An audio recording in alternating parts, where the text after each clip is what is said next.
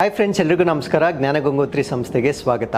So ಇವತ್ತಿನ ಪ್ರಚಲಿತ ಘಟನೆಗಳನ್ನು ಡಿಸ್ಕಸ್ ಮಾಡೋದಕ್ಕಿಂತ ಮುಂಚೆ KS ಪರೀಕ್ಷೆಗೆ ಸಂಬಂಧಪಟ್ಟಂತೆ ಪೂರ್ವಭಾವಿ ಅಣುಕು ಪರೀಕ್ಷೆಗಳು ಪ್ರಿಲಿಮಿನರಿ ಮಾಕ್ ಎಕ್ಸಾಮಿನೇಷನನ್ನು 1ನೇ ಮಾರ್ಚ್ ಅಂದರೆ ನಾಳೆಯಿಂದ ನಾವು ಪ್ರಾರಂಭ ಮಾಡ್ತಾ ಇದ್ದೇವೆ.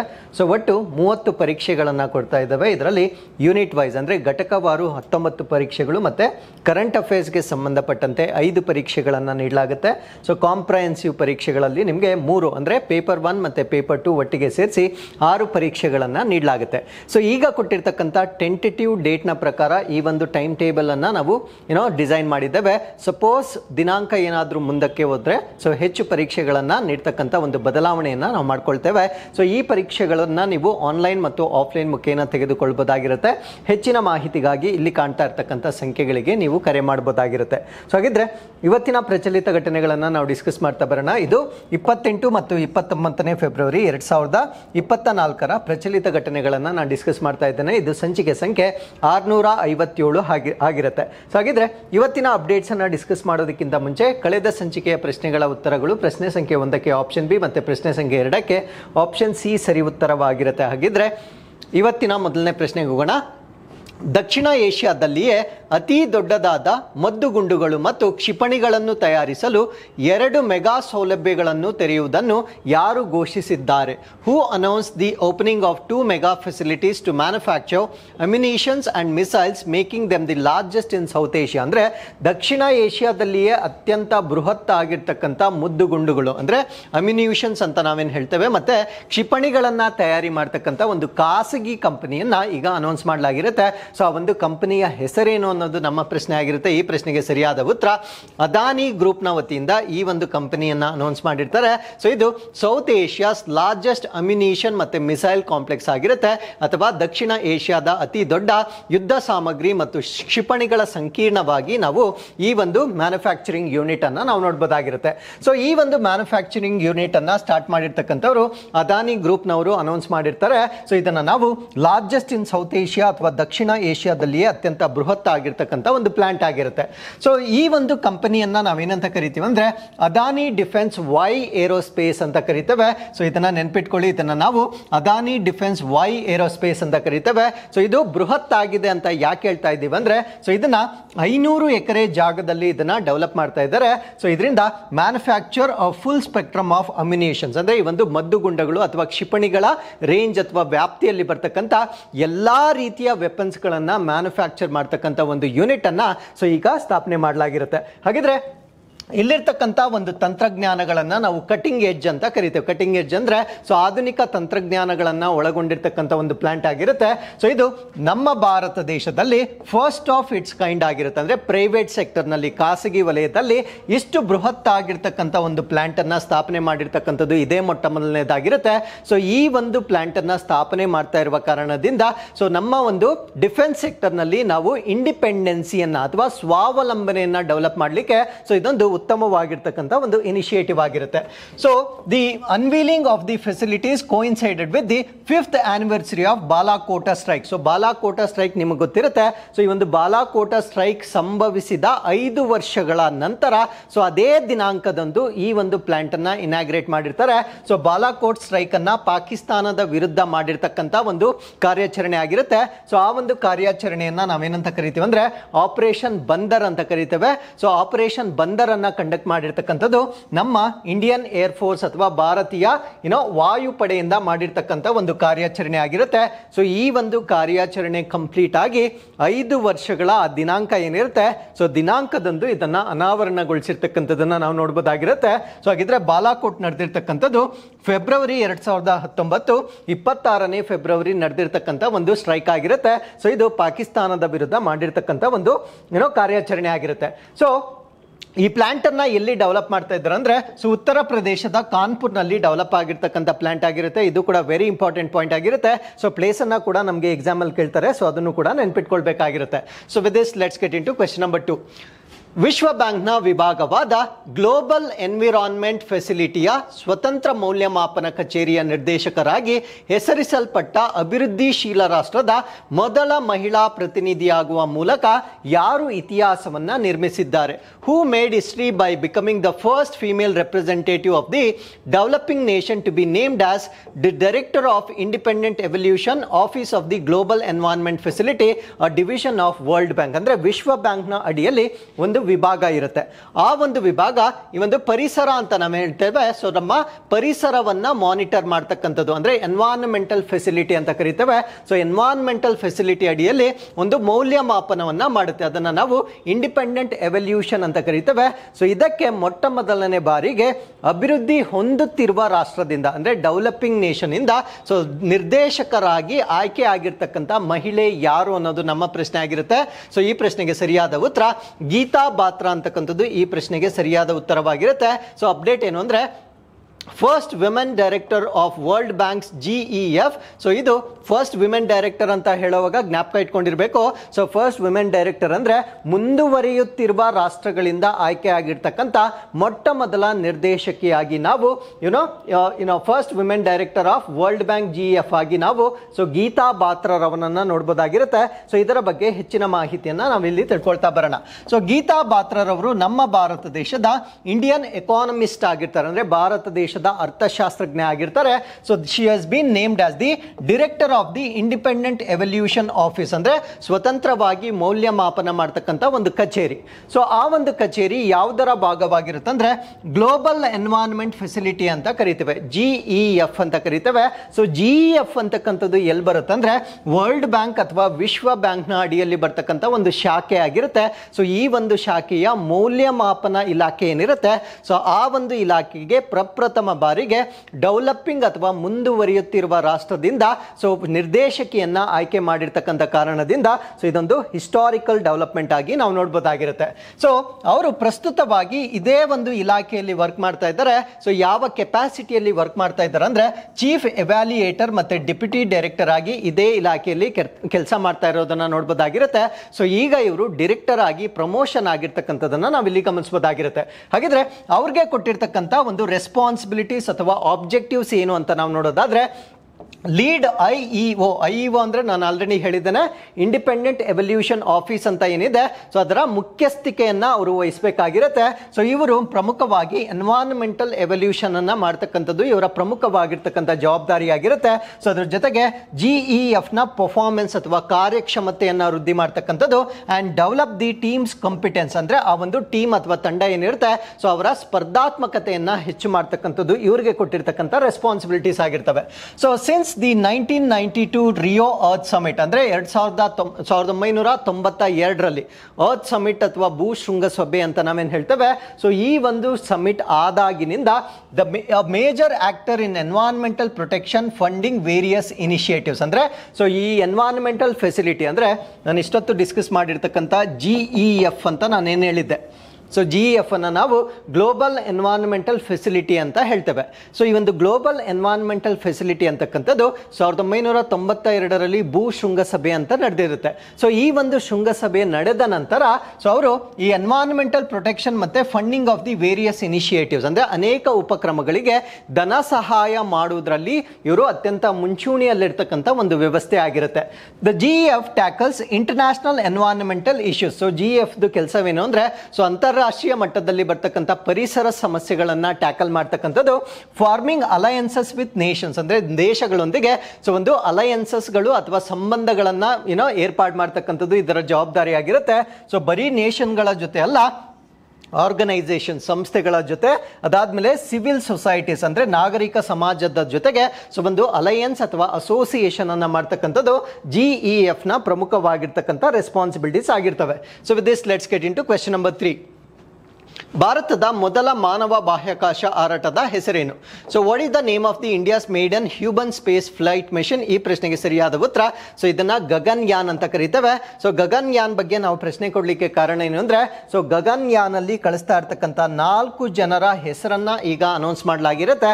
ಆ 4 ಜನರನ್ನ ನಾವು ಟೆಸ್ಟ್ ಪೈಲಟ್ಸ್ ಅಂತ ಕರಿತೇವೆ. ಟೆಸ್ಟ್ ಪೈಲಟ್ಸ್ ಅಂದ್ರೆ ಸೊ ಈ ಒಂದು ಹಾರಾಟದ ವ್ಯವಸ್ಥೆ ಏನಿರುತ್ತೆ ಸೊ ಅದರಲ್ಲಿ ಅತ್ಯಂತ ಹೆಚ್ಚಿನ ಅನುಭವ ಅಥವಾ ಎಕ್ಸ್ಪೀರಿಯನ್ಸ್ ಉಳ್ಳವರನ್ನ ನಾವು ಟೆಸ್ಟ್ ಪೈಲಟ್ ಅಂತ ಕರೀತೇವೆ. ಫಾರ್ ಎಕ್ಸಾಂಪಲ್, ಯಾವುದಾದ್ರೂ ಒಂದು ಹೊಸ ವಿಮಾನದ ಒಂದು ಹೊಸ ಇಂಜಿನ್ ಅನ್ನ ಅವರು ಡಿಸ್ಕವರ್ ಮಾಡ್ತಾರೆ. ಸೊ ಆ ರೀತಿಯ ಹೊಸ ವ್ಯವಸ್ಥೆಗಳನ್ನ ಪರೀಕ್ಷೆ ಮಾಡಲಿಕ್ಕೆ ಅತ್ಯಂತ ಹೆಚ್ಚಿನ ಅನುಭವವನ್ನ ಹೊಂದಿರಬೇಕಾಗಿರುತ್ತೆ. ಸೊ ಆ ರೀತಿಯ ಪೈಲಟ್ ಗಳನ್ನ ನಾವೇನಂತ ಕರಿತೀವಿ ಅಂದ್ರೆ ಟೆಸ್ಟ್ ಪೈಲಟ್ಸ್ ಅಂತ ಕರಿತೇವೆ. ಆ ರೀತಿಯ 4 ಪೈಲಟ್ಸ್ ಗಳನ್ನ ಈ ಒಂದು ಗಗನ್ಯಾನ್ ಮಿಷನ್ಗೆ ಅಂದ್ರೆ ಭಾರತ ದೇಶದಿಂದ ಮೊಟ್ಟ ಮೊದಲನೇ ಬಾರಿಗೆ ಮಾನವರನ್ನ ಬಾಹ್ಯಾಕಾಶಕ್ಕೆ ಕಳಿಸ್ತಕ್ಕಂಥ ಒಂದು ಗಗನ್ಯಾನ್ ಮಿಷನ್ ಏನಿದೆ ಸೊ ಅದಕ್ಕೆ ಈ 4 ಟೆಸ್ಟ್ ಪೈಲಟ್ ಗಳನ್ನ ಆಯ್ಕೆ ಮಾಡಲಾಗಿರುತ್ತೆ. ಸೊ ಅವರ ಹೆಸರುಗಳನ್ನ ನೆನ್ಪಿಟ್ಕೊಳ್ಳಿ. ಗ್ರೂಪ್ ಕ್ಯಾಪ್ಟನ್ ಪ್ರಶಾಂತ್ ನಾಯರ್ ಅಂತಕ್ಕಂಥವ್ರು, ಇನ್ನೊಬ್ರು ಅಜಿತ್ ಕೃಷ್ಣನ್, ಅದಾದ್ಮೇಲೆ ಅಂಗದ ಪ್ರತಾಪ್ ಅಂತಕ್ಕಂಥವ್ರು, ಅದಾದ್ಮೇಲೆ ಶುಭಾಂಶು ಶುಕ್ಲಾ ಅಂತಕ್ಕಂಥ 4 ಜನರನ್ನ ಸೊ ಈ ಒಂದು ಗಗನ್ಯಾನ್ ಮಿಷನ್ಗೆ ಆಯ್ಕೆ ಮಾಡಲಾಗಿರುತ್ತೆ. ಸೊ ಇವರು 4 ಆಸ್ಟ್ರೋನಾಟ್ಸ್, ಈ 4 ಖಗೋಳ ಶಾಸ್ತ್ರಜ್ಞರನ್ನ ಸೊ ಬಾಹ್ಯಾಕಾಶಕ್ಕೆ ಮೊಟ್ಟ ಮೊದಲನೇ ಬಾರಿಗೆ ಭಾರತ ದೇಶದಿಂದ ಕಳಿಸಲಾಗ್ತಾ ಇದೆ. So Gaganyaan being the Indian first human space flight mission, all astronauts elected would be test pilots. ಅಂದ್ರೆ ಈ ಒಂದು ಕಾರ್ಯಾಚರಣೆಗೆ ಆಯ್ಕೆ ಆಗಿರ್ತಕ್ಕಂಥ ಎಲ್ಲಾ 4 ಖಗೋಳ ಶಾಸ್ತ್ರಜ್ಞರನ್ನ ನಾವು ಟೆಸ್ಟ್ ಪೈಲಟ್ಸ್ ಅಂತ ಹೇಳ್ತೇವೆ. They receive training in Russia in 2021 2021ರಲ್ಲಿ. ಸೊ ಅವರಿಗೆ ಬೇಕಾಗಿರ್ತಕ್ಕಂಥ ತರಬೇತಿಯನ್ನ ಅವರು ರಷ್ಯಾದಿಂದ ಪಡೆದುಕೊಂಡಿರ್ತಕ್ಕಂಥದ್ದನ್ನ ನಾವಿಲ್ಲಿ ಗಮನಿಸಬಹುದಾಗಿರುತ್ತೆ. So with this let's get into question number 4. 2022-23ನೇ ವರ್ಷಕ್ಕೆ ರಾಷ್ಟ್ರೀಯ ಮಾದರಿ ಸಮೀಕ್ಷೆ ಕಚೇರಿ, ಇದನ್ನ NSSO ಅಂತ ಹೇಳ್ತೇವೆ. ಸೊ ಬಿಡುಗಡೆ ಮಾಡಿದ ಅಂಕಿ ಅಂಶಗಳ ಪ್ರಕಾರ 2011-12ಕ್ಕೆ ಹೋಲಿಸಿದರೆ ತಲಾ ಮಾಸಿಕ ಮನೆಯ ವೆಚ್ಚ ಎಷ್ಟಾಗಿದೆ? So according to the data released by national sample survey office for the year 22-23, what happen to the per capita monthly household expenditure compare to 2011-2012? So ಇಲ್ಲಿ ಅರ್ಥ ಮಾಡ್ಕೊಳ್ಳಿ, 2011-12ನೇ ಇಸ್ವಿಗೆ ಯಾವ ವರ್ಷವನ್ನ ಕಂಪೇರ್ ಮಾಡ್ತಾ ಇದ್ದಾರೆ ಅಂದ್ರೆ ಸೊ 2022-23 ಹೋಲಿಕೆ ಮಾಡ್ತಾ ಇದ್ದಾರೆ. ಸೊ ಇವೆರಡನ್ನ ಹೋಲಿಕೆ ಮಾಡಿದಾಗ per capita house hold expenditure ಅಂತ ಕರಿತೇವೆ. ಅಂದ್ರೆ ಮನೆಯಲ್ಲಿ 4 ಜನ ಇದ್ದಾಗ ಆ 4 ಜನರಲ್ಲಿ ಒಬ್ಬೊಬ್ಬರ ಮೇಲೆ ಖರ್ಚಾಗ್ತಕ್ಕಂಥ ಹಣವನ್ನ ಈಗ ಕಂಪ್ಯಾರಿಸನ್ ಮಾಡಿರ್ತಾರೆ. ಸೊ ಈ ಒಂದು ಹೋಲಿಕೆಯಲ್ಲಿ ಈ 2 ವರ್ಷಗಳ ನಡುವೆ ಅದು ಹೆಚ್ಚಾಗಿದೆಯಾ ಕಡಿಮೆ ಆಗಿದೆಯಾ ಅಂತಕ್ಕಂಥದ್ದು ಪ್ರಶ್ನೆ ಆಗಿರುತ್ತೆ. ಆಬ್ವಿಯಸ್ಲಿ ಅದು ಹೆಚ್ಚೇ ಆಗಿರ್ಬೇಕಾಗಿರುತ್ತೆ. ಸೊ ಅದರಿಂದ ಹಾಗೆಯೇ ಉಳಿಯಿತು ಅಂದ್ರೆ ರಿಮೈನ್ಸ್ ಸೇಮ್ ಅಂತಕ್ಕಂಥದ್ದು ಆಬ್ವಿಯಸ್ಲಿ ರಾಂಗ್ ಆಗಿರುತ್ತೆ. ಕಡಿಮೆ ಆಗ್ತಕ್ಕಂಥ ಸಾಧ್ಯತೆಗಳೇ ಇಲ್ಲ. ಸೊ ಅದನ್ನು ಕೂಡ ನಾವು ಎಲಿಮಿನೇಟ್ ಮಾಡಬೇಕಾಗಿರುತ್ತೆ. ಸೊ ಮಿಕ್ಕಿರ್ತಕ್ಕಂಥದ್ದು 3 ಪಟ್ಟು ಹೆಚ್ಚಾಗಿದೆ, 3 ಟೈಮ್ಸ್ ಜಾಸ್ತಿ ಆಗಿರುತ್ತೆ. ಸೊ 2 ಪಟ್ಟು ಜಾಸ್ತಿ ಆಗಿದೆ. ಇವೆರಡರಲ್ಲಿ ನಮಗೆ ಕನ್ಫ್ಯೂಷನ್ ಆಗುತ್ತೆ. ಸೊ ಸರಿಯಾದ ಉತ್ತರ ಏನು ಅಂದ್ರೆ it is more than doubled, ಅಂದ್ರೆ 2 ಪಟ್ಟಕ್ಕಿಂತ ಹೆಚ್ಚಾಗಿರೋದನ್ನ ಸೊ ನಾವಿಲ್ಲಿ ಗಮನಿಸಬಹುದಾಗಿರುತ್ತೆ. ಸೊ ಈ ಒಂದು ವರದಿಯನ್ನ ಬಿಡುಗಡೆ ಮಾಡಿರ್ತಕ್ಕಂಥವ್ರು ನ್ಯಾಷನಲ್ ಸ್ಯಾಂಪಲ್ ಸರ್ವೆ ಆರ್ಗನೈಸೇಷನ್ ಅಥವಾ ಸೊ ಇದನ್ನ this survey indicates that the poverty is down to 5%. ಅಂದ್ರೆ ಇದರಲ್ಲಿ ನಾನು ಪ್ರಶ್ನೆಯಲ್ಲಿ ಕೊಟ್ಟಿರ್ತಕ್ಕಂಥ ವಿಷಯವನ್ನು ನಾನು ಮುಂದೆ ಚರ್ಚೆ ಮಾಡ್ತೇನೆ. ಸೊ ಈ ವರದಿಯಲ್ಲಿ ಇನ್ನೊಂದು ಪ್ರಮುಖವಾಗಿರ್ತಕ್ಕಂಥ ಒಂದು ಪಾಯಿಂಟ್ ಅಥವಾ ಆಸ್ಪೆಕ್ಟ್ ಅನ್ನ ಕೂಡ ರಿಲೀಸ್ ಮಾಡಿರ್ತಾರೆ. ಸೊ ಆ ಒಂದು ಆಸ್ಪೆಕ್ಟ್ ಏನು ಅಂದ್ರೆ ನಮ್ಮ ಭಾರತ ದೇಶದ ಬಡತನ ಕೇವಲ 5%ಗೆ ಇಳಿದಿದೆ ಅಂತಕ್ಕಂಥ ಮಾಹಿತಿಯನ್ನ ಕೂಡ ಕೊಟ್ಟಿರ್ತಾರೆ. ಸೊ ಇದರ ಬಗ್ಗೆ ಕೂಡ ಸಂಪೂರ್ಣವಾಗಿ ಡಿಸ್ಕಸ್ ಮಾಡ್ತಾ ಬರೋಣ. So the latest consumer expenditure survey indicates poverty has come down to 5%. ನಮ್ಮ ಭಾರತ ದೇಶದ ಬಡತನ ಅಂತಕ್ಕಂಥದ್ದು 5%ಗೆ ಇಳಿಕೆ ಆಗಿದೆ ಅಂತಕ್ಕಂಥದ್ದು ಈ ಒಂದು ವರದಿಯಲ್ಲಿ ಬಂದಿರತಕ್ಕಂಥ ಮಾಹಿತಿ ಆಗಿರುತ್ತೆ. So both in rural and urban area, ಅಂದ್ರೆ ಗ್ರಾಮೀಣ ಪ್ರದೇಶದಲ್ಲಿ ಮತ್ತು ನಗರ ಪ್ರದೇಶಗಳ ಕೂಡ ಸೊ ಈ ಒಂದು ಪರ್ಸೆಂಟೇಜ್ ಕಮ್ ಡೌನ್ ಆಗಿರ್ತಕ್ಕಂಥದ್ದನ್ನ ನಾವಿಲ್ಲಿ ಗಮನಿಸಬಹುದಾಗಿರುತ್ತೆ.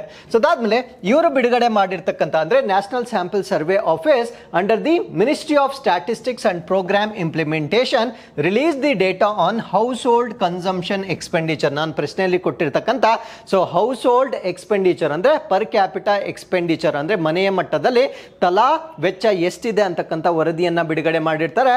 ಸೊ ಈ ಒಂದು ವರದಿಯನ್ನ 2023 ಅಂದ್ರೆ 2022 ಮತ್ತು 23ನೇ ಸಾಲನ್ನ 2011 ಮತ್ತು 12ಕ್ಕೆ ಹೋಲಿಕೆ ಮಾಡಿದಾಗ ಸೊ ಇದು ಮೋರ್ ದೆನ್ ಡಬಲ್ಡ್ ಅಂತ ಹೇಳ್ತಾ ಇದ್ದಾರೆ. ಅಂದ್ರೆ 2 ಪಟ್ಟಿಗಿಂತ ಹೆಚ್ಚಾಗಿರ್ತಕ್ಕಂಥ ಮಾಹಿತಿಯನ್ನ ನಾವಿಲ್ಲಿ ಗಮನಿಸಬಹುದಾಗಿರುತ್ತೆ. ಸೊ ಹಾಗಿದ್ರೆ ಇನ್ನೊಂದು ಪ್ರಮುಖವಾಗಿರ್ತಕ್ಕಂಥ ಅಬ್ಸರ್ವೇಷನ್ ಅನ್ನು ಕೂಡ ನಾವಿಲ್ಲಿ ನೋಡಬಹುದಾಗಿರುತ್ತೆ. Consumption in rural area is growing faster than urban area. ಅಂದ್ರೆ ಗ್ರಾಮೀಣ ಪ್ರದೇಶಗಳಲ್ಲಿ ಆಗ್ತಕ್ಕಂಥ ಬಳಕೆ ನಗರ ಪ್ರದೇಶಗಳಿಗಿಂತ ವೇಗವಾಗಿ ಬೆಳೀತಾ ಇರ್ತಕ್ಕಂಥದ್ದನ್ನ ನಾವು ನೋಡಬಹುದಾಗಿರುತ್ತೆ. ಸೊ ಆ ಒಂದು ಕಾರಣದಿಂದ ಈ ಒಂದು ಡಿಸ್ಪ್ಯಾರಿಟೀಸ್ ಆರ್ ಕಮಿಂಗ್ ಡೌನ್ ಅಂತ ಹೇಳ್ತೇವೆ. ಡಿಸ್ಪ್ಯಾರಿಟಿ ಅಂದ್ರೆ ವ್ಯತ್ಯಾಸಗಳು, ನಗರ ಪ್ರದೇಶದಲ್ಲಿ ಆಗ್ತಕ್ಕಂಥ ವೆಚ್ಚ ಗ್ರಾಮೀಣ ಪ್ರದೇಶದಲ್ಲಿ ಆಗ್ತಕ್ಕಂಥ ವೆಚ್ಚಗಳ ವ್ಯತ್ಯಾಸ ಕಡಿಮೆ ಆಗ್ತಾ ಇರ್ತಕ್ಕಂಥದ್ದನ್ನ ನಾವಿಲ್ಲಿ ಗಮನಿಸಬಹುದಾಗಿರುತ್ತೆ. ಸೊ ಇಟ್ ವಾಸ್ 84% ಇನ್ 2011-12. ಅಂದ್ರೆ ಸೊ ಗ್ರಾಮೀಣ ಭಾಗದ ವೆಚ್ಚ ಮತ್ತು ನಗರ ಪ್ರದೇಶದ ವೆಚ್ಚದ ವ್ಯತ್ಯಾಸ ಎಷ್ಟಿತ್ತಂದ್ರೆ 2011 ಮತ್ತು 12ನೇ ಸಾಲಿನಲ್ಲಿ 84% ಅಷ್ಟು ಡಿಫರೆನ್ಸ್ ಇತ್ತು. ಸೊ ಈ ಒಂದು ವ್ಯತ್ಯಾಸ ಈಗ ಅಂದ್ರೆ 2022 ಮತ್ತು 23ನೇ ಒಂದು ಸರ್ವೆ ಪ್ರಕಾರ ಸೊ 71%ಗೆ ಆ ವ್ಯತ್ಯಾಸ ಅಂತಕ್ಕಂಥದ್ದು ಕಡಿಮೆ ಆಗಿರೋದನ್ನ ಕೂಡ ನಾವಿಲ್ಲಿ ಗಮನಿಸಬಹುದಾಗಿರುತ್ತೆ. ಸೊ ಅದ್ರ ಜೊತೆಗೆ ಇನ್ನೊಂದು ಪ್ರಮುಖವಾಗಿರ್ತಕ್ಕಂಥ ಅಬ್ಸರ್ವೇಷನ್ ಏನು ಅಂದ್ರೆ ಸೀರಿಯಲ್ಸ್ ಮತ್ತೆ ಫುಡ್ ಅಂತ ನಾವೇನ್ ಹೇಳ್ತೇವೆ, ಧಾನ್ಯಗಳು ಮತ್ತು ಆಹಾರದ ಬಳಕೆ ಗಮನಾರ್ಹವಾಗಿ ಕಡಿಮೆ ಆಗಿರ್ತಕ್ಕಂಥ ಒಂದು ವರದಿಯನ್ನ ಮಾಡಿರ್ತಾರೆ. ಸೊ ನಾವು ಇತ್ತೀಚೆಗೆ ಬಹಳ ಈ ಒಂದು ಫಾಸ್ಟ್ ಫುಡ್ ಕಡೆಗೆ ಮೂವ್ ಆಗ್ತಾ ಇರ್ತಕ್ಕಂಥ ಕಾರಣದಿಂದ ತುಂಬಾ ನ್ಯೂಟ್ರಿಯೆಂಟ್ಸ್ ಅಥವಾ ಪೋಷಕಾಂಶಗಳನ್ನ ಹೊಂದಿರತಕ್ಕಂಥ ಸೀರಿಯಲ್ಸ್ ಅಂದ್ರೆ ಬೇಳೆಕಾಳುಗಳು, ಧಾನ್ಯಗಳು ಮತ್ತೆ ಆಹಾರವನ್ನ ಕನ್ಸ್ಯೂಮ್ ಮಾಡ್ತಕ್ಕಂಥವರ ಸಂಖ್ಯೆ ಕಡಿಮೆ ಆಗ್ತಾ ಇದೆ ಅಂತಕ್ಕಂಥ ಒಂದು ಮಾಹಿತಿಯನ್ನ ನಾವಿಲ್ಲಿ ನೋಡಬಹುದಾಗಿರುತ್ತೆ. ಹಾಗಿದ್ರೆ ಸೊ ಈ ಒಂದು ಆರ್ಟಿಕಲ್ ಅಲ್ಲಿ ನಾವು NSSO ಬಗ್ಗೆ ಕೂಡ ಹೆಚ್ಚಿನ ಮಾಹಿತಿಯನ್ನ ಡಿಸ್ಕಸ್ ಮಾಡ್ತಾ ಬರೋಣ. So national sample survey office, so ಇದರ ಬ್ಯಾಕ್ ಗ್ರೌಂಡ್ ಅಥವಾ ಹಿನ್ನೆಲೆಯನ್ನ ನೋಡೋದಾದ್ರೆ so it was set up in 1950, 1950ರಲ್ಲಿ ಸ್ಥಾಪನೆ ಮಾಡಲಾಗಿರುತ್ತೆ. ಸೊ ಇದನ್ನ ಏನಕ್ಕೆ ಸ್ಥಾಪನೆ ಮಾಡಿರ್ತಾರೆ ಅಂದ್ರೆ large scale sample survey through out the India, ಅಂದ್ರೆ ಭಾರತ ದೇಶದಾದ್ಯಂತ ಸೊ ದೊಡ್ಡ ಮಟ್ಟದಲ್ಲಿ ಮಾದರಿ ಸಮೀಕ್ಷೆಗಳನ್ನ ಮಾಡ್ತಕ್ಕಂಥ ಒಂದು ಸಂಸ್ಥೆಯಾಗಿ 1950ರಲ್ಲಿ ಇದನ್ನ ಸ್ಥಾಪನೆ ಮಾಡಲಾಗಿರುತ್ತೆ. ಸೊ ಇದನ್ನ ವೆರಿ ರೀಸೆಂಟ್ಲಿ ಮರ್ಜ್ ಮಾಡಿರ್ತಾರೆ, ಅಂದ್ರೆ ವಿಲೀನಗೊಳಿಸಿರ್ತಾರೆ. ಸೊ ಯಾವ್ದಾವ್ದ್ರ ಜೊತೆ ವಿಲೀನಗೊಳಿಸಿರ್ತಾರೆ ಅಂದ್ರೆ NSSO ಅನ್ನ CSO ಮತ್ತೆ NSO, CSO ಜೊತೆಗೆ ಅದನ್ನ ಮರ್ಜ್ ಮಾಡಿ ಸೊ ಅದನ್ನ NSO ಅಂತ ಕನ್ವರ್ಟ್ ಮಾಡಿರ್ತಾರೆ. ಅದರ ಅರ್ಥ ಏನು ಅಂದ್ರೆ so national sample survey office ಇದು ಯಾರ ಅಂಡರ್ ಅಲ್ಲಿ ವರ್ಕ್ ಮಾಡ್ತಾ ಇತ್ತು ಅಂದ್ರೆ ಮಿನಿಸ್ಟ್ರಿ ಆಫ್ ಸ್ಟ್ಯಾಟಿಸ್ಟಿಕ್ ಅಂಡರ್ ಅಲ್ಲಿ ವರ್ಕ್ ಮಾಡ್ತಾ ಇತ್ತು. ಎಲ್ಲಿಯವರೆಗೂ? ಮೇ 2019ರವರೆಗೂ ಇದು ಅಂಕಿ ಅಂಶಗಳ ಸಚಿವಾಲಯದ ಅಡಿಯಲ್ಲಿ ವರ್ಕ್ ಮಾಡ್ತಾ ಇತ್ತು ಅಥವಾ ಕಾರ್ಯನಿರ್ವಹಿಸ್ತಾ ಇತ್ತು. ಸೊ ಮೇ 2019ರ ನಂತರ NSSO ಅನ್ನ ಈ CSO ಜೊತೆಗೆ ಮರ್ಜ್ ಮಾಡ್ತಾರೆ. CSO ಅನ್ನ ನಾವು ಸೆಂಟ್ರಲ್ ಸ್ಟ್ಯಾಟಿಸ್ಟಿಕ್ಸ್ ಆಫೀಸ್ ಅಂತ ಕರಿತೇವೆ ಅಥವಾ ಕೇಂದ್ರೀಯ ಅಂಕಿಅಂಶಗಳ ಕಚೇರಿ ಅಂತ ಕರಿತೇವೆ. ಸೊ NSSO ಅನ್ನ CSO ಜೊತೆಗೆ ಮರ್ಜ್ ಮಾಡ್ತಾರೆ. ಸೊ ಮರ್ಜ್ ಮಾಡಿ ಏನನ್ನ ಕ್ರಿಯೇಟ್ ಮಾಡ್ತಾರೆ ಅಂದ್ರೆ NSO ಅನ್ನ ಕ್ರಿಯೇಟ್ ಮಾಡ್ತಾರೆ. NSO ಅನ್ನ ನಾವು ನ್ಯಾಷನಲ್ ಸ್ಟ್ಯಾಟಿಸ್ಟಿಕಲ್ ಆಫೀಸ್ ಅಂತ ಕರಿತೇವೆ. ಸೊ ರಾಷ್ಟ್ರೀಯ ಅಂಕಿ ಅಂಶಗಳ ಕಚೇರಿಯನ್ನ ಅವರು ನಿರ್ಮಾಣ ಮಾಡ್ತಾರೆ ಅಥವಾ ಅದನ್ನ ಮರ್ಜ್ ಮಾಡಿ NSO ಅನ್ನ ಡೆವಲಪ್ ಮಾಡ್ತಾರೆ. ಸೊ ಈ ಒಂದು NSO ಅನ್ನ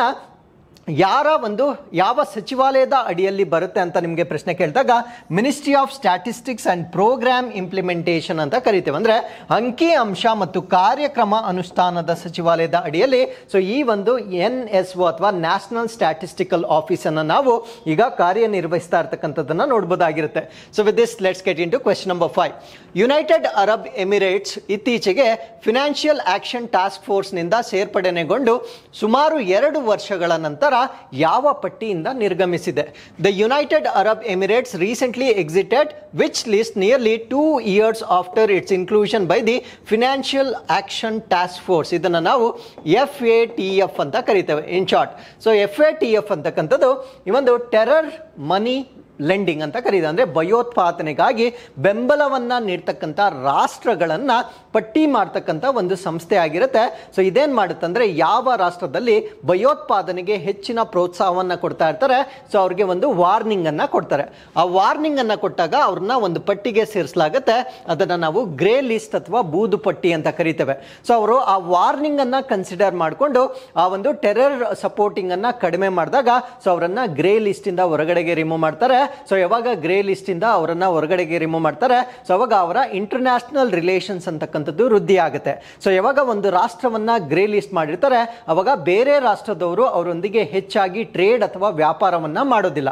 ಸಪೋಸ್ ಅವರ ಕೊಟ್ಟಿರ್ತಕ್ಕಂಥ ವಾರ್ನಿಂಗ್ ಅನ್ನ ಕನ್ಸಿಡರ್ ಮಾಡದೆ ಮತ್ತೆ ಅವರು ಭಯೋತ್ಪಾದನೆಗೆ ಹೆಚ್ಚಿನ ಬೆಂಬಲವನ್ನ ಕೊಟ್ಟಾಗ ಸೊ ಅವರನ್ನ ಬ್ಲ್ಯಾಕ್ ಲಿಸ್ಟ್ ಅಥವಾ ಕಪ್ಪು ಪಟ್ಟಿಗೆ ಸೇರಿಸಲಾಗಿರುತ್ತೆ. ಸೊ ಹಾಗಿದ್ರೆ ಈ ಆರ್ಟಿಕಲ್ ಅಲ್ಲಿ ನಾನು ಕೊಟ್ಟಿರ್ತಕ್ಕಂಥ ಪ್ರಶ್ನೆ ಏನು ಅಂದ್ರೆ ಯುನೈಟೆಡ್ ಅರಬ್ ಎಮಿರೇಟ್ಸ್ ಅಸೆಟ್ಸ್ 2 ವರ್ಷಗಳಿಂದ ಯಾವ ಪಟ್ಟಿಯಲ್ಲಿ ಇತ್ತು, ಯಾಕಂದ್ರೆ ಇವಾಗ ಆ ಪಟ್ಟಿಯಿಂದ ಅದು ಹೊರಗಡೆ ಬಂದಿರುತ್ತೆ. ಸೊ 2 ವರ್ಷಗಳ ಕಾಲದಲ್ಲಿ ಅದು ಯಾವ ಪಟ್ಟಿಯಲ್ಲಿತ್ತು ಅನ್ನೋದು ನಮ್ಮ ಪ್ರಶ್ನೆ ಆಗಿತ್ತು. ಸೊ ಈ ಪ್ರಶ್ನೆಗೆ ಸರಿಯಾದ ಉತ್ತರ ಗ್ರೇ ಲಿಸ್ಟ್ ಅಥವಾ ಬೂದು ಪಟ್ಟಿಯಲ್ಲಿತ್ತು.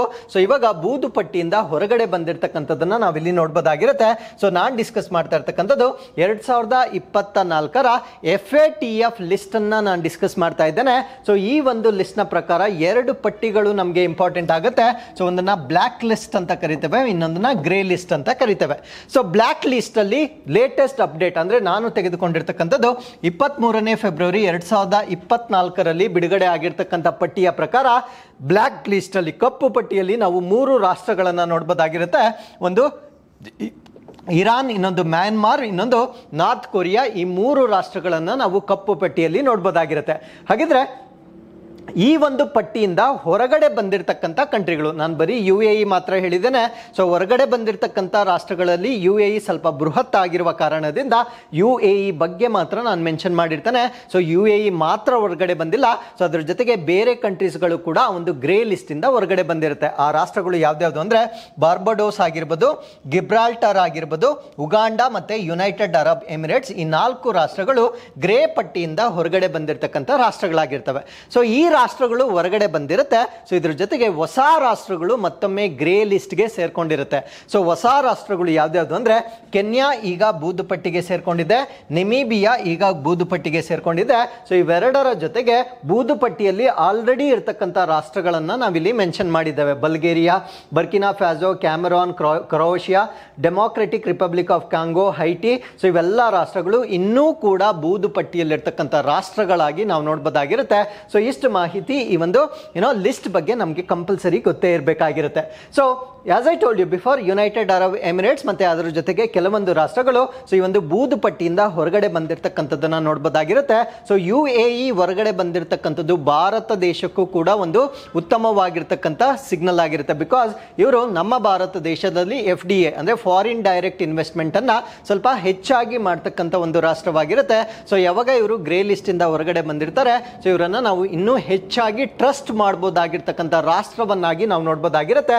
ಸೊ ಅದರಿಂದ seeking to acquire significant influence in India's NBFC ಅಂದ್ರೆ ನಾನ್ ಬ್ಯಾಂಕಿಂಗ್ ಫಿನಾನ್ಷಿಯಲ್ ಕಾರ್ಪೊರೇಷನ್ಸ್ ಅಂತ ನಾವೇನ್ ಹೇಳ್ತೇವೆ ಅಂದ್ರೆ ಬ್ಯಾಂಕೇತರ ಹಣಕಾಸಿನ ಒಂದು ಕಾರ್ಪೊರೇಷನ್ಸ್ ಅಂತ ನಾವೇನ್ ಹೇಳ್ತೇವೆ. ಸೊ ಇದರಲ್ಲಿ ಹೆಚ್ಚಿನ ಒಂದು ಹೂಡಿಕೆಯನ್ನ ಮಾಡಲಿಕ್ಕೆ ಅವಕಾಶವನ್ನ ನಾವು ಮಾಡಿಕೊಡ್ಬೋದಾಗಿರುತ್ತೆ. ಸೊ ಈ ಒಂದು ಬದಲಾವಣೆ ಭಾರತ ದೇಶಕ್ಕೂ ಕೂಡ ಒಳ್ಳೆಯದಾಗಿರುತ್ತೆ. So India and UAE recently signed 8 pacts ಅಂದ್ರೆ ಇತ್ತೀಚೆಗೆ 8 ಒಪ್ಪಂದಗಳನ್ನ ಭಾರತ ಮತ್ತು UAE ಮಾಡ್ಕೊಂಡಿರುತ್ತೆ. ಸೊ ಇದರಲ್ಲಿ ಕೆಲವೊಂದು ಬೈಲ್ಯಾಟ್ರಲ್ ಇನ್ವೆಸ್ಟ್ಮೆಂಟ್ ಅಂದ್ರೆ ದ್ವಿಪಕ್ಷೀಯ ಹೂಡಿಕೆ ಒಪ್ಪಂದಗಳನ್ನ ಮಾಡ್ಕೊಂಡಿರ್ತಾರೆ. Framework deal to foster regional connectivity ಅಂದ್ರೆ ಈ ಒಂದು ರೀಜನಲ್ ಅಥವಾ what we call it as ಸ್ಥಳೀಯವಾಗಿರ್ತಕ್ಕಂಥ ಒಂದು ಕನೆಕ್ಟಿವಿಟಿ ಅಥವಾ ಒಪ್ಪಂದಗಳನ್ನ ಅನೇಕ ಒಪ್ಪಂದಗಳನ್ನ ಮಾಡ್ಕೊಂಡಿರ್ತಾರೆ. ಅದರಲ್ಲಿ ಪ್ರಾದೇಶಿಕ ಸಂಪರ್ಕವನ್ನ ಉತ್ತೇಜನ ಮಾಡ್ತಕ್ಕಂಥ ಚೌಕಟ್ಟಿನಲ್ಲಿ ಸೊ ಒಪ್ಪಂದಗಳು ಸೇರಿದಂತೆ 8 ಒಪ್ಪಂದಗಳನ್ನ ನಾವು ಇತ್ತೀಚೆಗೆ UAE ಜೊತೆಗೆ ಮಾಡ್ಕೊಂಡಿರ್ತೇವೆ. ಹಾಗಿದ್ರೆ ಸೊ ಈ ಒಂದು ಆರ್ಟಿಕಲ್ ಅಲ್ಲಿ ನಾವು FDA ಮತ್ತೆ FPIಗೆ ಇರ್ತಕ್ಕಂಥ ವ್ಯತ್ಯಾಸಗಳನ್ನ ನಾವು ನೋಡ್ತಾ ಬರೋಣ. FDA ಅಂತಕ್ಕಂಥದ್ದು ಫಾರಿನ್ ಡೈರೆಕ್ಟ್ ಇನ್ವೆಸ್ಟ್ಮೆಂಟ್ ಅಂತ ಕರಿತೇವೆ. FPI ಅಂದ್ರೆ ಫಾರಿನ್ ಪೋರ್ಟ್ಫೋಲಿಯೋ ಇನ್ವೆಸ್ಟ್ಮೆಂಟ್ ಅಂತ ಕರಿತೇವೆ. ಸೊ ಹಾಗಿದ್ರೆ FDI ಮತ್ತೆ FPIಗೆ ಇರತಕ್ಕಂಥ ವ್ಯತ್ಯಾಸಗಳನ್ನು ನಾವು ನೋಡೋದಾದ್ರೆ FDI ಅಂತಕ್ಕಂಥದ್ದು ಲಾಂಗ್ ಟರ್ಮ್ ಇನ್ವೆಸ್ಟ್ಮೆಂಟ್ ಆಗಿರುತ್ತೆ, ಅಂದ್ರೆ ಅತ್ಯಂತ ದೀರ್ಘಾವಧಿಯ ಒಂದು ಬಂಡವಾಳ ಹೂಡಿಕೆ ಆಗಿರುತ್ತೆ. ಸೊ FPI ಅಂತಕ್ಕಂಥದ್ದು ಶಾರ್ಟ್ ಟೈಮ್ ಅಂದ್ರೆ ಕಡಿಮೆ ಅವಧಿಗೆ ಮಾಡ್ತಕ್ಕಂಥ ಒಂದು ಇನ್ವೆಸ್ಟ್ಮೆಂಟ್ ಆಗಿರುತ್ತೆ. ಸೊ FDI ಅಂತಕ್ಕಂಥದ್ದು ಫಿಸಿಕಲ್ ಅಸೆಟ್ಸ್ ಅಂದ್ರೆ ಭೌತಿಕವಾಗಿರ್ತಕ್ಕಂಥ ಸ್ವತ್ತುಗಳನ್ನ ಕ್ರಿಯೇಟ್ ಮಾಡಲಿಕ್ಕೆ FDI ಅನ್ನ ಬಳಕೆ ಮಾಡ್ತಾರೆ.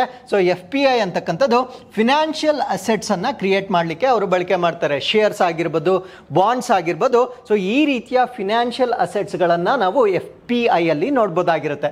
So aim is to increase enterprise capacity ಅಂದ್ರೆ ಉದ್ಯಮಶೀಲತೆಯನ್ನ ಹೆಚ್ಚು ಮಾಡ್ತಕ್ಕಂಥದ್ದು FDI ನ ಪ್ರಮುಖವಾಗಿರ್ತಕ್ಕಂಥ ಉದ್ದೇಶವಾಗಿರುತ್ತೆ. ಸೊ ಕ್ಯಾಪಿಟಲ್ ಅವೈಲಬಿಲಿಟಿಯನ್ನ ಹೆಚ್ಚು ಮಾಡಲಿಕ್ಕೆ FPI ನ ಪ್ರಮುಖವಾಗಿರ್ತಕ್ಕಂಥ ಉದ್ದೇಶವಾಗಿರುತ್ತೆ.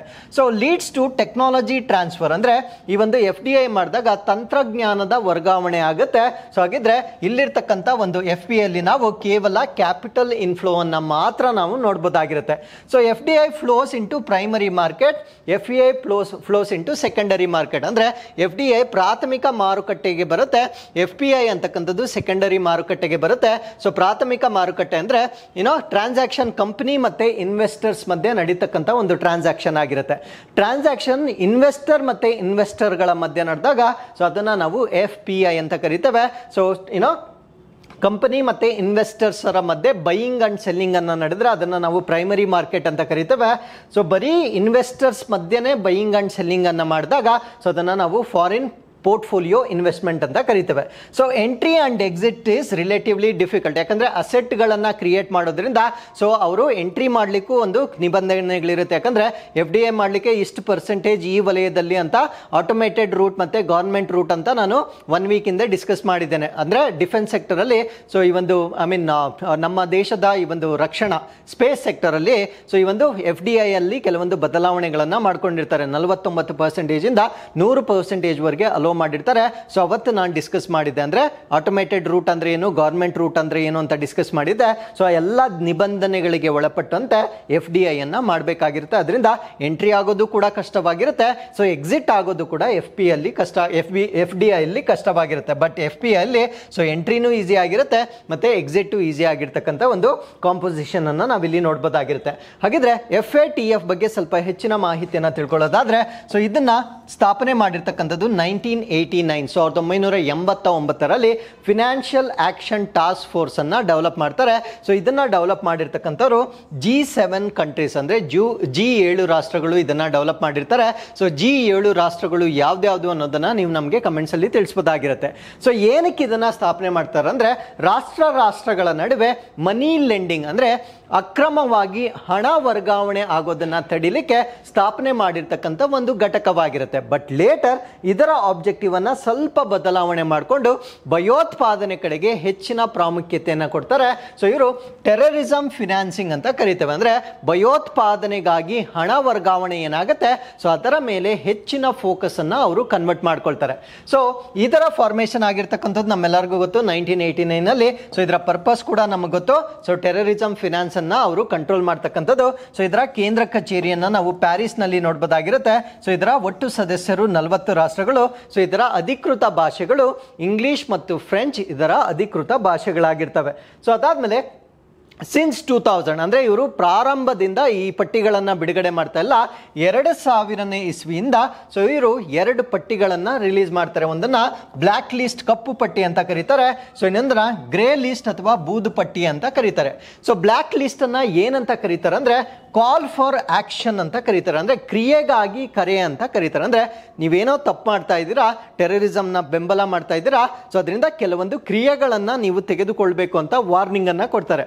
ಸೊ ವಾರ್ನಿಂಗ್ ಅನ್ನು ಕೊಟ್ಟಾಗ ನಾವು ಕಾಲ್ ಫಾರ್ ಆಕ್ಷನ್ ಅಂತ ಕರಿತೇವೆ. ಅವಾಗ ಅದನ್ನು ಗ್ರೇ ಪಟ್ಟಿಯಲ್ಲಿ ಬ್ಲ್ಯಾಕ್ ಪಟ್ಟಿಯಲ್ಲಿ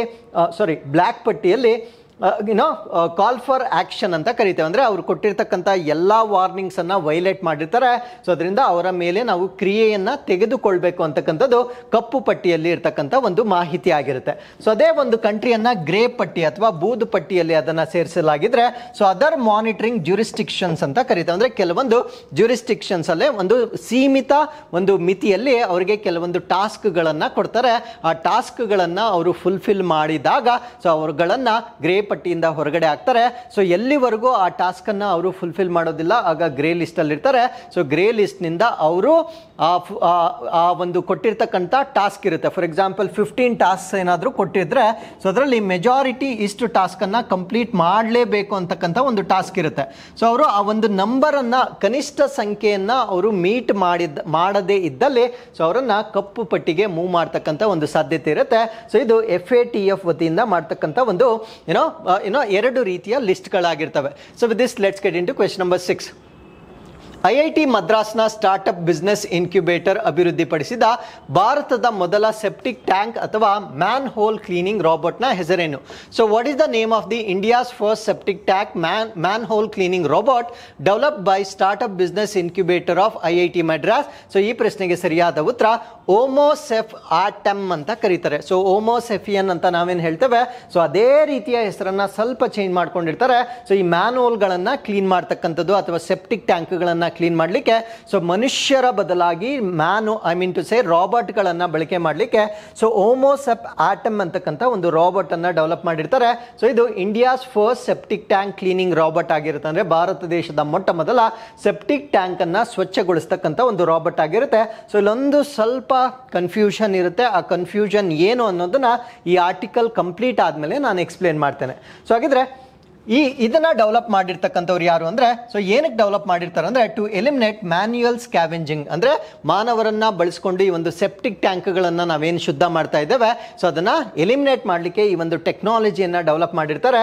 ಸೊ ಇದನ್ನ ಸ್ವಚ್ಛ ಭಾರತ್ ಅಭಿಯಾನ ಏನಿದೆ ಸೊ ಅದರಲ್ಲಿ ಎಫೆಕ್ಟಿವ್ ಆಗಿ ಬಳಕೆ ಮಾಡಬಹುದಾಗಿರ್ತಕ್ಕಂಥ ಒಂದು ತಂತ್ರಜ್ಞಾನವಾಗಿರುತ್ತೆ.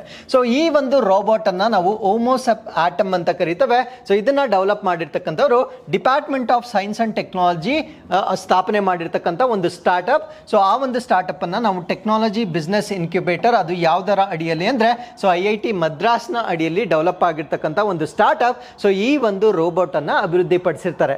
ಸೊ ಏನಕ್ಕೆ ಕನ್ಫ್ಯೂಷನ್ ಅಂತ ಹೇಳಿದೆ ಅಂದ್ರೆ, ಸರಿಸುಮಾರು ಒಂದು 6 to 7 months ಹಿಂದೆ ಸೊ ಕೇರಳದವರು ಈ ರೀತಿಯ ರೋಬೋಟಿಕ್ ಟೆಕ್ನಾಲಜಿಯನ್ನ ಬಳಕೆ ಮಾಡಿರ್ತಾರೆ. ಸೊ ಇದು ಕೂಡ ಸೇಮ್ ಪರ್ಪಸ್ಗೆ ಅವತ್ತು ಕೂಡ ಸೊ ಫಸ್ಟ್ ಇನ್ ಇಂಡಿಯಾ ಅಂತ ಪತ್ರಿಕೆಗಳಲ್ಲಿ ಕೊಟ್ಟಿದ್ರು. ಸೊ ಮತ್ತೊಮ್ಮೆ ಈ ಒಂದು ಇನ್ವೆನ್ಷನ್ ಅನ್ನು ಕೂಡ ಫಸ್ಟ್ ಇನ್ ಇಂಡಿಯಾ ಅಂತಾನೆ ಕೊಟ್ಟಿರ್ತಾರೆ. ಸೊ ಅದರಿಂದ ಈ ಪ್ರಶ್ನೆಗೆ ಉತ್ತರ ಕೊಡುವಾಗ ನೀವು ಸ್ವಲ್ಪ ಕೇರ್ಫುಲ್ ಆಗಿರ್ಬೇಕಾಗಿರುತ್ತೆ. ಸೊ ಕೇರಳದವರು ಆ ಒಂದು ರೋಬೋಟಿಕ್ ಸ್ಕ್ಯಾವೆಂಜರ್ ಅನ್ನ ಬ್ಯಾಂಡಿಕೂಟ್ ಅಂತ ಕರೆದಿದ್ರು. ಸೊ ಬ್ಯಾಂಡಿಕೂಟ್ ಅಂತಕ್ಕಂಥದ್ದು ಇಲ್ಲಿ ನೋಡಿ, they use robotic technology to clean all its commissioned manuals. So ಇದನ್ನ robotic scavenging ಅಂತ ಕರೀತೇವೆ. ಸೊ ಇದು ಟೆಂಪಲ್ ಟೌನ್ ಆಗಿರ್ತಕ್ಕಂಥ ಗುರುವಾಯೂರಿನಲ್ಲಿ first state in the country ಅಂತ ಕೊಟ್ಟಿದ್ದಾರೆ. ಸೊ ಎಲ್ಲ ದಿನಪತ್ರಿಕೆಗಳು ಇನ್ಕ್ಲೂಡಿಂಗ್ ದ ಮೋಸ್ಟ್ ಫೇವರಬಲ್ ಅಥವಾ ಫೇವರೇಟ್ ದಿ ಹಿಂದೂ ಪೇಪರ್ ಇಂದ ಹಿಡಿದು ಎಲ್ಲ ಪತ್ರಿಕೆಗಳಲ್ಲಿ the first state in the country ಅಂತ ಕೊಟ್ಟಿದ್ದಾರೆ. ಸೊ ಇವಾಗ ಈ ಒಂದು ರಾಬೋಟ್ ಅನ್ನ ಫಸ್ಟ್ ಇನ್ ದ ಕಂಟ್ರಿ ಅಂತ ಮತ್ತೊಮ್ಮೆ ಅದೇ ಪೇಪರ್ಗಳು ಮೆನ್ಷನ್ ಮಾಡಿರ್ತಾರೆ. ಸೊ ಅದರಿಂದ ಇದು ಸ್ವಲ್ಪ ಕನ್ಫ್ಯೂಷನ್ ಆಗಿರ್ತಕ್ಕಂಥ ಒಂದು ಏರಿಯಾ ಆಗಿರುತ್ತೆ. ಸೊ ಪ್ರಶ್ನೆಯನ್ನ ನೀವು ಸರಿಯಾಗಿ ನೋಡಿ ಆನ್ಸರ್ ಮಾಡಬೇಕಾಗಿರುತ್ತೆ. ಸೊ ಈ ರೀತಿಯ ಪ್ರಶ್ನೆಗಳು ಬಂದಾಗ ಕೇರ್ಫುಲ್ ಆಗಿ ನೀವು ಆನ್ಸರ್ ಮಾಡಬೇಕಾಗಿರುತ್ತೆ. ಸೊ ಫೈನಲಿ ಅವರು ಕೀ ಆನ್ಸರ್ ಏನು ರಿಲೀಸ್ ಮಾಡ್ತಾರೆ ಸೊ ಅದರ ಮೇಲೆ ನಿಮ್ಮ ಮಾರ್ಕ್ಸ್ ಡಿಪೆಂಡ್ ಆಗಿರುತ್ತೆ. ಸೊ ಎರಡು ದೇಶಗಳ ನಡುವಿನ IT ಸಂಪರ್ಕಗಳನ್ನು ಬಲಪಡಿಸಲು US ಭಾರತದ ಮೊದಲ ಸೈಬರ್ ಭದ್ರತಾ ಉಪಕ್ರಮವನ್ನು ಪ್ರಾರಂಭಿಸಲು ಯಾರು ಸಹಕರಿಸಿದರು? Who collaborated to launch the first ever US India cyber security initiative to strengthen IT connection between two countries. ಅಂದ್ರೆ US ಮತ್ತು ಭಾರತ ದೇಶದ ನಡುವೆ ಇನ್ಫಾರ್ಮೇಶನ್ ಟೆಕ್ನಾಲಜಿ ಅಂದ್ರೆ ಮಾಹಿತಿ ತಂತ್ರಜ್ಞಾನದ ಸಂಪರ್ಕವೇನಿದೆ ಆ ಒಂದು ಸಂಪರ್ಕದಲ್ಲಿ ಸೈಬರ್ ಸೆಕ್ಯೂರಿಟಿಯನ್ನ ಎಸ್ಟಾಬ್ಲಿಷ್ ಮಾಡಲಿಕ್ಕೆ ಯಾರು ಭಾರತದೊಂದಿಗೆ ಸಹಕಾರ ಮಾಡಿದ್ದಾರೆ ಅನ್ನೋದು ನಮ್ಮ ಪ್ರಶ್ನೆ ಆಗಿರುತ್ತೆ. ಸೊ ಈ ಪ್ರಶ್ನೆಗೆ ಸರಿಯಾದ ಉತ್ತರ US ಕಾನ್ಸುಲೇಟ್ MCCIA ಅಂತ ಹೇಳ್ತೇವೆ. MCCIA ಅಂದ್ರೆ ಏನು ಅನ್ನೋದನ್ನ ನಾನು ಮುಂದೆ ಎಕ್ಸ್ಪ್ಲೇನ್ ಮಾಡ್ತಾ ಬರ್ತೇನೆ. ಸೊ ಈ ಒಂದು ಟೈಟಲ್ ನ ಹೆಡ್ಲೈನ್ ಏನು ಅಂದ್ರೆ first ever US India cyber security initiative. ಅಂದ್ರೆ ಮೊಟ್ಟ ಮೊದಲ US ಭಾರತ ಸೈಬರ್ ಭದ್ರತಾ ಉಪಕ್ರಮವನ್ನು ಪ್ರಾರಂಭ ಮಾಡಲಾಗಿದೆ. ಈ ಫಸ್ಟ್ ಅಂತಕ್ಕಂಥದ್ದು ಒಂಥರ ಅಡಿಕ್ಷನ್ ಆಗೋಗಿದೆ ಇತ್ತೀಚೆಗೆ. ಸೊ ಎಲ್ಲದಕ್ಕೂ ನಾವು ಫಸ್ಟ್ ಅಂತ ಕೇಳಿ ಸೊ ಆಲ್ಮೋಸ್ಟ್ ಎಲ್ಲದರಲ್ಲೂ ಫಸ್ಟ್ ಅಂತ ಅನೌನ್ಸ್ ಮಾಡ್ತಾ ಇರ್ತಾರೆ. ಬಟ್ ಸ್ವಲ್ಪ ನಾವು ಹಿಸ್ಟರಿಯನ್ನ ಓದಿದಾಗ ಅಥವಾ ಅದನ್ನ ಸ್ವಲ್ಪ ರೆಫರ್ ಮಾಡಿದಾಗ ಸೊ ಈ ರೀತಿಯ ಇನ್ವೆನ್ಷನ್ಸ್ ಅಥವಾ ಈ ರೀತಿಯ ಕೊಲಾಬ್ರೇಷನ್ಸ್ ಮುಂಚೆ ಕೂಡ ಆಗಿರ್ತಕ್ಕಂಥ ಸಾಧ್ಯತೆಗಳನ್ನು ನಾವು ನೋಡಬಹುದಾಗಿರುತ್ತೆ. So once again since we are covering inquest current affairs for almost 2.5 to 3 years ಇಂದ ಮಾಡ್ತಾ ಇರೋದ್ರಿಂದ so we are able to connect. So ಅದರಿಂದ ನಮಗೆ ಗೊತ್ತಾಗ್ತಾ ಇದೆ ನಿಜವಾಗ್ಲೂ ಯಾವ್ದು ಫಸ್ಟ್ ಯಾವ್ದು ಸೆಕೆಂಡ್ ಅಂತ. So sometimes if you are starting fresh to read these kind of newses, so news ಅನ್ನ ನೀವು ಓದಲಿಕ್ಕೆ ಸ್ಟಾರ್ಟ್ ಮಾಡಿದಾಗ ಸೊ ಇದೆಲ್ಲ ನಿಮಗೆ ಫಸ್ಟೇ ಅಂತ ಅನಿಸ್ತಾ ಇರುತ್ತೆ. So US consulate in collaboration with Maharashtra chamber of commerce industries and agriculture ಅಂತ ಹೇಳ್ತೇವೆ. ಇದನ್ನೇ ನಾವು MCCIA ಅಂತ ಹೇಳ್ತೇವೆ. ಸೊ ಇವ್ರು ಏನನ್ನ ಲಾಂಚ್ ಮಾಡಿರ್ತಾರೆ ಅಂದ್ರೆ first ever US India cyber security initiative ಅನ್ನ ಲಾಂಚ್ ಮಾಡಿರ್ತಾರೆ. ಅಂದ್ರೆ ಭಾರತ ದೇಶದ ಮೊಟ್ಟ ಮೊದಲ ಸೈಬರ್ ಭದ್ರತಾ ಉಪಕ್ರಮವನ್ನು ಲಾಂಚ್ ಮಾಡಿರ್ತಾರೆ. ಸೊ ಏನಕ್ಕೆ ಅಂದರೆ ನಮ್ಮ ಮತ್ತು US ನಡುವೆ ಇರ್ತಕ್ಕಂಥ IT ಕನೆಕ್ಷನ್ಸ್ ಅನ್ನ ಸೆಕ್ಯೂರ್ ಮಾಡ್ತಕ್ಕಂಥ ಒಂದು ಇನಿಷಿಯೇಟಿವ್ ಆಗಿರುತ್ತೆ. ಸೊ ಈ ಒಂದು ಇನಿಷಿಯೇಟಿವ್ ಏನಿರುತ್ತೆ ಸೊ ಇದು ಸೈಬರ್ ಸೆಕ್ಯೂರಿಟಿ ಎಕ್ಸ್ಪರ್ಟ್ಸ್ ಅನ್ನ ಬಳಕೆ ಮಾಡ್ತಾರೆ. ಅಂದರೆ ಈ ಒಂದು ಸೈಬರ್ ಸೆಕ್ಯೂರಿಟಿ ಅಥವಾ ಸೈಬರ್ ಭದ್ರತೆ ಏನಿರುತ್ತೆ ಸೊ ಅದರಲ್ಲಿರ್ತಕ್ಕಂಥ ತಜ್ಞರನ್ನ ಒಳಗೊಂಡಿರ್ತಕ್ಕಂಥ ಒಂದು ಗುರಿಯನ್ನ ಹೊಂದಿರುತ್ತೆ. ಸೊ ಇದರಲ್ಲಿ ಕಟಿಂಗ್ ಎಡ್ಜ್ ಸೊಲ್ಯೂಷನ್ಸ್ ಅಂದರೆ ಜಾಬ್ಸ್ಗಳನ್ನು ಕ್ರಿಯೇಟ್ ಮಾಡ್ತಕ್ಕಂಥದ್ದು ಮತ್ತೆ ಆಧುನಿಕ ತಂತ್ರಜ್ಞಾನಗಳನ್ನು ಕ್ರಿಯೇಟ್ ಮಾಡ್ತಕ್ಕಂಥದ್ದು ಮತ್ತು ಮತ್ತು ಪರಿಹಾರಗಳನ್ನು ಅಭಿವೃದ್ಧಿ ಪಡಿಸ್ತಕ್ಕಂಥದ್ದು ಈ ತಜ್ಞರ ಪ್ರಮುಖವಾಗಿರ್ತಕ್ಕಂಥ ರೆಸ್ಪಾನ್ಸಿಬಿಲಿಟಿ ಆಗಿರುತ್ತೆ. The initiative will lead to city into mentorship model. So ನಗರಗಳನ್ನು ಮೆಂಟರ್ಶಿಪ್ ಅಂದರೆ ಮಾರ್ಗದರ್ಶನ ನೀಡ್ತಕ್ಕಂಥ ಮಾಡೆಲ್ಗಳಾಗಿ ಅಭಿವೃದ್ಧಿ ಮಾಡಿಸ್ತಕ್ಕಂಥದ್ದು. ಸೊ ಯಾವುದರಲ್ಲಿ ಅಂದರೆ ಸೈಬರ್ ಸ್ಪೇಸಲ್ಲಿ ಅದನ್ನು ಮಾದರಿಯಾಗಿ ಡೆವಲಪ್ ಮಾಡ್ತಕ್ಕಂಥದ್ದು. Foster people to people ties ಅಂದರೆ ಜನರ ನಡುವೆ ಇರ್ತಕ್ಕಂಥ ಸಂಪರ್ಕವನ್ನು ಹೆಚ್ಚು ಮಾಡ್ತಕ್ಕಂಥ ಇನಿಷಿಯೇಟಿವ್ ಆಗಿ ನಾವು ಇದನ್ನು ಗಮನಿಸಬಹುದಾಗಿರುತ್ತೆ. So with this let's get into question number 9. ವಿಶ್ವದ ಅತಿ ಎತ್ತರದ ಮಿನಾರ್ ಹೊಂದಿರುವ ಆಫ್ರಿಕಾದ ಅತಿ ದೊಡ್ಡ ಮಸೀದಿಯನ್ನು ಇತ್ತೀಚೆಗೆ ಯಾವ ದೇಶ ಉದ್ಘಾಟಿಸಿತು? So which country recently inaugurated Africa's largest great mosque featuring world's tallest minaret ಅಂತ ಕರೀತಾರೆ. ಅಂದರೆ ಪ್ರಪಂಚದಲ್ಲಿ ಅತ್ಯಂತ ದೊಡ್ಡ ಮಿನಾರೇಟನ್ನು ಹೊಂದಿರುತ್ತೆ. ಸೊ ಆ ರೀತಿಯ ಮಿನಾರೇಟನ್ನು ಹೊಂದಿರತಕ್ಕಂಥ ಮಸೀದಿಯನ್ನು ಸೊ ಎಲ್ಲಿ ಇತ್ತೀಚೆಗೆ ಅಂದರೆ ಆಫ್ರಿಕಾದಲ್ಲಿ ಎಲ್ಲಿ ಇನಾಗ್ರೇಟ್ ಮಾಡಲಾಯಿತು ಅನ್ನೋದು ಪ್ರಶ್ನೆ ಆಗಿರುತ್ತೆ. ಸೊ ಈ ಪ್ರಶ್ನೆಗೆ ಸರಿಯಾದ ಉತ್ತರ ಅಲ್ಜೀರಿಯಾದಲ್ಲಿ ಇದನ್ನು ಇನಾಗ್ರೇಟ್ ಮಾಡಿರ್ತಾರೆ. ಸೊ ಈ ಒಂದು ಅಪ್ಡೇಟ್ ಏನು ಅಂದರೆ Africa's largest mosque inaugurated in Algeria. So ಅಲ್ಜೀರಿಯಾದಲ್ಲಿ ಆಫ್ರಿಕಾದಲ್ಲೇ ಅತ್ಯಂತ ಬೃಹತ್ ಆಗಿರ್ತಕ್ಕಂಥ ಒಂದು ಮಸೀದಿಯನ್ನು ಇನಾಗ್ರೇಟ್ ಮಾಡಿರ್ತಾರೆ. ಸೊ ಈ ಒಂದು ಮಸೀದಿಯ ಈ ಒಂದು ಕಂಬವನ್ನು ನಾವು ಮಿನಾರೇಟ್ ಅಂತ ಕರಿತೇವೆ. ಸೊ ಈ ಮಿನಾರೇಟ್ ಅಂತಕ್ಕಂಥದ್ದು ಪ್ರಪಂಚದಲ್ಲಿಯೇ ಅತ್ಯಂತ ದೊಡ್ಡದಾಗಿರುತ್ತೆ. ಬಟ್ ಈ ಮಾಸ್ಕ್ ಅಂತಕ್ಕಂಥದ್ದು ಆಫ್ರಿಕಾದಲ್ಲಿ ಅತ್ಯಂತ ಬೃಹತ್ ಆಗಿರ್ತಕ್ಕಂಥ ಮಾಸ್ಕ್ ಅನ್ನು ನಾವು ನೋಡಬಹುದಾಗಿರುತ್ತೆ. ಸೊ ಇದು ಇನಾಗ್ರೇಟ್ ಆಗಿರ್ತಕ್ಕಂಥದ್ದು ಅಲ್ಜೀರಿಯಾದಲ್ಲಿ ಇದನ್ನ ಇನಾಗ್ರೇಟ್ ಮಾಡಿರ್ತಾರೆ. ಸೊ ಇದರ ನೈಬರಿಂಗ್ ಕಂಟ್ರೀಸ್ ಅನ್ನು ನಾವು ನೋಡೋದಾದ್ರೆ ಮೊರಾಕೋ, ಅದಾದ್ಮೇಲೆ ಮರಿಷಿಯಾನಾ, ಮಾಲಿ, ನೈಗರ್, ಲಿಬಿಯಾ, ತುನೀಷಿಯಾ, ಅದಾದ್ಮೇಲೆ ಈವನ್ ಮೆಡಿಟೇರಿಯನ್ ಸಿ ಜೊತೆಗೂ ಕೂಡ ಒಂದು ಬಾರ್ಡರ್ ಅನ್ನ ಶೇರ್ ಮಾಡ್ಕೊಳ್ತಾ ಇರ್ತಕ್ಕಂಥ ಕಂಟ್ರಿ ಆಗಿರುತ್ತೆ. ಸೊ ಈ ಒಂದು ಕಂಟ್ರಿಯಲ್ಲಿ ಆಫ್ರಿಕಾದಲ್ಲಿಯೇ ಅತ್ಯಂತ ದೊಡ್ಡದಾಗಿರ್ತಕ್ಕಂಥ ಮಾಸ್ಕ್ ಅಥವಾ ಮಸೀದಿಯನ್ನ ಮೆಡಿಟೇರಿಯನ್ ಕೋಸ್ಟ್ ಲೈನ್ ಅಂದ್ರೆ ಮೆಡಿಟೇರಿಯನ್ ತೀರ ಪ್ರದೇಶದಲ್ಲಿ ಇದನ್ನ ಡೆವಲಪ್ ಮಾಡಿರ್ತಾರೆ. ಸೊ ಇದನ್ನ ಬಿಲ್ಡ್ ಮಾಡಿರ್ತಕ್ಕಂಥವ್ರು ಚೈನೀಸ್ ರಾಷ್ಟ್ರದವರು ಇದನ್ನ ಕನ್ಸ್ಟ್ರಕ್ಟ್ ಮಾಡಿರ್ತಾರೆ. ಸೊ ಯಾವಾಗ ಬಿದ್ದೋಗುತ್ತೋ ಗೊತ್ತಿಲ್ಲ. ಸೊ ಇದನ್ನ ನಾವು ಗ್ರೇಟ್ ಮಾಸ್ಕ್ ಆಫ್ ಅಲ್ಜೀರಿಯಾಸ್ ಅಂತ ಕರಿತೇವೆ. So it has world's tallest minaret ಅಂದ್ರೆ ವಿಶ್ವದಲ್ಲಿಯೇ ಅತ್ಯಂತ ದೊಡ್ಡದಾಗಿರ್ತಕ್ಕಂಥ ಮಿನರೇಟ್ ಅನ್ನ ಹೊಂದಿರತಕ್ಕಂಥ ಒಂದು ಮಾಸ್ಕ್ ಆಗಿರುತ್ತೆ. ಸೊ ಮಿನರೇಟ್ ನ ಹೈಟ್ ಎಷ್ಟಿರುತ್ತೆ ಅಂದ್ರೆ 265 ಮೀಟರ್ ಅನ್ನ ಹೊಂದಿರತಕ್ಕಂಥ ಒಂದು ಮಿನರೇಟ್ ಆಗಿರುತ್ತೆ. So it is the third largest mask in the world ಅಂದ್ರೆ ವಿಶ್ವದಲ್ಲಿಯೇ ಅತ್ಯಂತ ದೊಡ್ಡದಾಗಿರ್ತಕ್ಕಂಥ ಮಾಸ್ಕ್ ಆಗಿ ನಾವಿನ್ನ ನೋಡಬಹುದಾಗಿರುತ್ತೆ. ಬಟ್ ಇದು ಆಫ್ರಿಕಾದಲ್ಲಿ ಅತ್ಯಂತ ದೊಡ್ಡದು ಅಂದ್ರೆ ಪ್ರಪಂಚದಲ್ಲಿ 3ನೇ ಅತ್ಯಂತ ದೊಡ್ಡದಾಗಿರುತ್ತೆ. ಬಟ್ ಆಫ್ರಿಕನ್ ಕಾಂಟಿನೆಂಟ್ ಅಲ್ಲಿ ಇದು ಅತ್ಯಂತ ಬೃಹತ್ ಆಗಿರ್ತಕ್ಕಂಥ ಮಾಸ್ಕ್ ಆಗಿರುತ್ತೆ. ಸೊ ಲಾರ್ಜೆಸ್ಟ್ ಔಟ್ಸೈಡ್ ಇಸ್ಲಾಂ ಹೋಲಿಸ್ಟಿಕ್ ಸಿಟೀಸ್ ಅಂದ್ರೆ ಈ ಒಂದು ಇಸ್ಲಾಂ ಪವಿತ್ರ ನಗರಗಳ ಹೊರಗಡೆ ಇರ್ತಕ್ಕಂಥ ಅತ್ಯಂತ ದೊಡ್ಡ ಮಸೀದಿಯಾಗಿ ನಾವಿಂದು ಈ ಒಂದು ಮಸೀದಿಯನ್ನ ನೋಡಬಹುದಾಗಿರುತ್ತೆ. So unfortunately they should not have given this to Chinese, they should have given it to better country. So with this we have come to snippets. So snippets ಅಲ್ಲಿ ನಾವು ಇವತ್ತು ಡಿಸ್ಕಸ್ ಮಾಡ್ತಾ ಇರ್ತಕ್ಕಂಥದ್ದು ಪರ್ಪಲ್ ಫೆಸ್ಟ್ ಅಂತ ಕರಿತೇವೆ. Purple fest ಅಂತಕ್ಕಂಥದ್ದು ವಿಶೇಷ ಚೇತನರಿಗೆ ಅಂದ್ರೆ ಯೂಶುವಲಿ ಇದನ್ನ ಗೋವಾದಲ್ಲಿ ಆಚರಣೆ ಮಾಡ್ತಕ್ಕಂಥ ಒಂದು ಹಬ್ಬವಾಗಿರುತ್ತೆ. ಸೊ ಈ ಒಂದು ಹಬ್ಬವನ್ನ ಈಗ ನಮ್ಮ ಭಾರತ ದೇಶದ ರಾಷ್ಟ್ರಪತಿಗಳು ರಾಷ್ಟ್ರಪತಿ ಭವನಲ್ಲಿ ಉದ್ಘಾಟನೆ ಮಾಡಿರ್ತಾರೆ. ಪರ್ಪಲ್ ಫೆಸ್ಟ್ ಅಂತಕ್ಕಂಥದ್ದು ಇನ್ಕ್ಲೂಸಿವಿಟಿ ಆಫ್ ಎವ್ರಿಬಡಿ ಅಂತ ಹೇಳ್ತೇವೆ. ಅಂದ್ರೆ ವಿಶೇಷ ಚೇತನರಿಗೂ ಕೂಡ ನಾವು ಅದೇ ರೀತಿ ಪ್ರಾಶಸ್ತ್ಯವನ್ನ ಕೊಡಬೇಕು ಅನ್ನೋದನ್ನ ಮತ್ತೆ ಅವರ ಹಕ್ಕುಗಳನ್ನ ತೋರಿಸ್ತಕ್ಕಂಥ ಒಂದು ಹಬ್ಬವಾಗಿರುತ್ತೆ. ಸೊ ಈ ಒಂದು ಹಬ್ಬವನ್ನ ಈಗ ರಾಷ್ಟ್ರಪತಿಗಳು ರಾಷ್ಟ್ರಪತಿ ಭವನ್ ನಲ್ಲಿ ಉದ್ಘಾಟನೆ ಮಾಡಿರ್ತಾರೆ. ಸೊ ಇಲ್ಲಿಗೆ ಇವತ್ತಿನ ಎಲ್ಲ ಪ್ರಚಲಿತ ಘಟನೆಗಳು ಕಂಪ್ಲೀಟ್ ಆಗಿರುತ್ತೆ. So with this we have come to inquest challenge ಪ್ರಶ್ನೆಗಳಿಗೆ ಬಂದಿದ್ದೇವೆ. ಸೊ ಮೊದಲನೇ ಪ್ರಶ್ನೆಯನ್ನ ಇಲ್ಲಿ ವಿಡಿಯೋ ಪಾಸ್ ಮಾಡಿಕೊಂಡು ನೀವು ಉತ್ತರವನ್ನು ಕೊಡಬಹುದಾಗಿರುತ್ತೆ. ಸೊ ಇದು ಎರಡನೇ ಪ್ರಶ್ನೆ ಆಗಿರುತ್ತೆ. ಸೊ ಇಲ್ಲಿಗೆ ಇವತ್ತಿನ ಎಲ್ಲ ಸಂಪೂರ್ಣ ಪ್ರಚಲಿತ ಘಟನೆಗಳನ್ನ ನಾವು ಕಂಪ್ಲೀಟ್ ಮಾಡಿರ್ತೇವೆ. ಸೊ ಮತ್ತೊಮ್ಮೆ ನಾಳಿನ ಅಪ್ಡೇಟ್ಸ್ ನೊಂದಿಗೆ ನಾನು ನಿಮ್ಮನ್ನ ಭೇಟಿ ಮಾಡ್ತೇನೆ. ಸೊ ಅಲ್ಲಿವರೆಗೂ keep reading, take care of your selves and thank you very much for watching this.